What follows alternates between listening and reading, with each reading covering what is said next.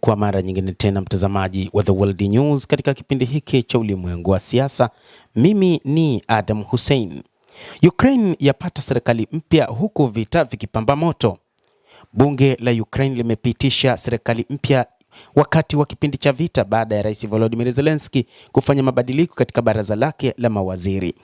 Mabadiliko haya ambayo ni ya pili ndani ya kipindi cha mwaka mmoja yameibua hasira ya umma iliyoshuhudia maelfu wakiandamana, hasa wakipinga uamuzi wa kuondolewa kwa waziri wa ulinzi Mikhailo Fedorov, hasa wakati huu nchi hiyo ikikabiliana na vikali na Urusi. Fedorov mwenye umri wa miaka 35 ambaye nafasi yake itachukuliwa na waziri wa mambo ya ndani Ihor Klimenko ni mtaalamu wa teknolojia na aliapa kufanya mageuzi makubwa ndani ya jeshi la Ukraine ili kuwa na kikosi chenye ufanisi zaidi. Hayo yanajiri wakati Urusi na Ukraine zikiendelea kushambuliana vikali, huku pande zote mbili zikilenga miundombinu ya nishati, bandari na meli za mafuta katika maeneo mbalimbali, huku watu wakiendelea kuuawa na ni pande zote mbili, kwa maana upande wa Urusi pamoja na Ukraine. Hata hivyo, Urusi imesema hakuna uwezekano wa mazungumzo kwa sasa. Ikulu ya Kremlin imesema kwa sasa hakuna uwezekano wa haraka wa kuanza tena kwa mazungumzo ya amani na Ukraine, ingawa haijaondoa uwezekano wa mazungumzo ambao imesema ingependa usimamiwe na Uturuki. Kauli hiyo imetolewa na Urusi mnamo siku ya Alhamisi, huku Urusi na Ukraine wakiendelea kushambuliana vikali kwa kulenga miundombinu ya nishati, bandari pamoja na meli za mafuta. Nchi zote mbili pia zimebadilishana miili ya wanajeshi waliouawa katika vita hivyo, Ukraine ikipokea miili 501 na Urusi wakipokea miili 31 pekee. Vita kati ya Urusi na Ukraine bado ni vigumu kutokana na kile kumekuwa na hali ya Urusi kuamini kwamba watu wa magharibi wamekuwa wakiingilia kati mno vita vinavyoendelea.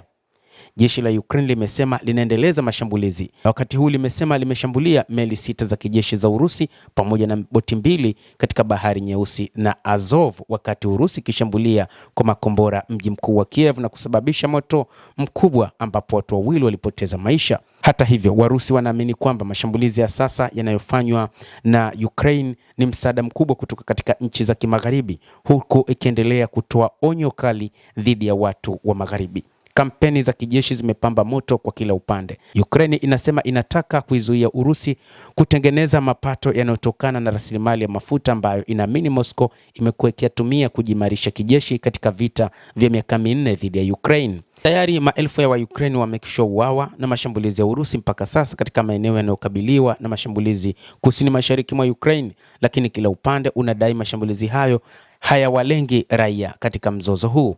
Mkuu wa majeshi wa Ukraine amesema meli 6 na boti 2 za Urusi zimeshambuliwa kwenye Bahari Nyeusi na Bahari Azov usiku wa kuamkia leo, na wamesema kwamba meli hizo zimekuwa zikitumiwa na Urusi kusafirisha mafuta licha ya Moscow kukabiliwa na vikwazo vya kimataifa, lakini pia meli hizo zinatumiwa kupeleka mafuta kwa jeshi Urusi.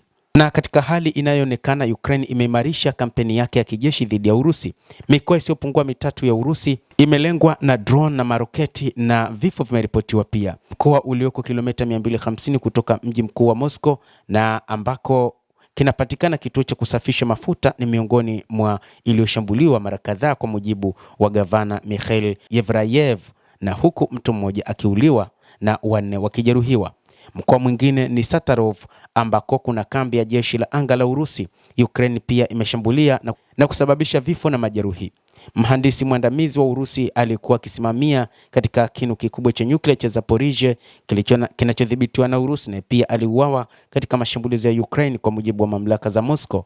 Zelensky akifanya mabadiliko makubwa katika baraza lake la mawaziri. Mtazamaji, endelea kutufuatilia, lakini ni kusihi usisahau kulike, usisahau kucomment, kadhalika usisahau kusubscribe channel yetu hii ili upate habari hizi kwa mapana kupitia The World News. Jina langu ni Adam Hussein. Endelea kuwa nasi wakati wote, endelea kutufuatilia uyajue mengi yanayojiri katika ulimwengu.